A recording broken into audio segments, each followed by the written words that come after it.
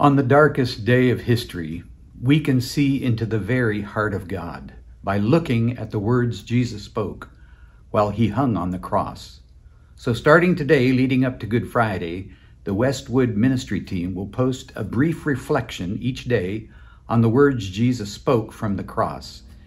His words are like windows through which we catch a glimpse into God's heart. The first words Jesus spoke from the cross were a prayer. He prays, "Father, forgive them, for they don't know what they are doing." He prays this prayer in a place called the skull, or Golgotha. Books on prayer talk about the importance of finding a quiet place to pray. Well, Golgotha was not that kind of place. It was a place filled with violent noise, screams of victims, and the mocking taunts of bystanders. Quietness was nowhere to be found. This was a cruel place of execution. After carrying a heavy cross to this place of death, the victim was stretched out, joints ripped from sockets, to make the process of dying more excruciating. Then nails were driven through the wrists and ankles of the victim so they could be hung up in public humiliation. Death would be long and agonizing. In addition, the cause of death by crucifixion was usually suffocation. As the body weakened, it was harder for the victim to take a breath, so the victim would try to stand on the spike in their feet to push the body upward in order to inhale. But eventually, exhaustion would make breathing impossible. The victim would often use what little breath they had left to curse the crowd and soldiers around them. But Jesus didn't do that. Instead, he prayed to his Father. The original language indicates that Jesus did not just pray this prayer once, he prayed it over and over and over again. Even after he had endured the torture, the whipping, the beating, and now the cross, he sees love and forgiveness in his Father's heart, and he asks his Father to forgive them. But why did Jesus say they didn't know what they were doing? The soldiers knew what they were doing when they drove the nails into his hands and feet with pride and precision. Pilate and Herod knew what they were doing when they sentenced him to be crucified after finding no fault in him. The religious leaders knew they had framed him. They had plotted his death for 3 years.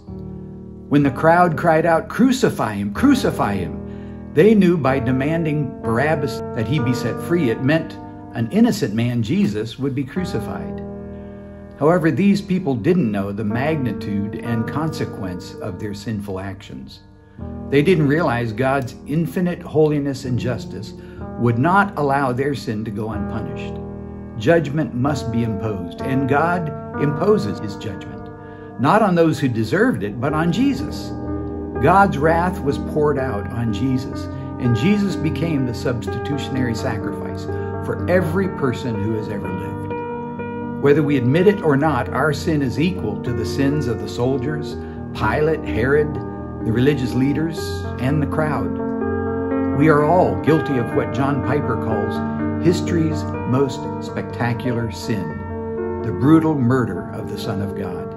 And in that moment, Jesus prays, "Father, forgive them. Father, forgive them. Father, forgive them." In that prayer, Jesus asks the Father to be satisfied with the substitution of his own death, and God answered his prayer.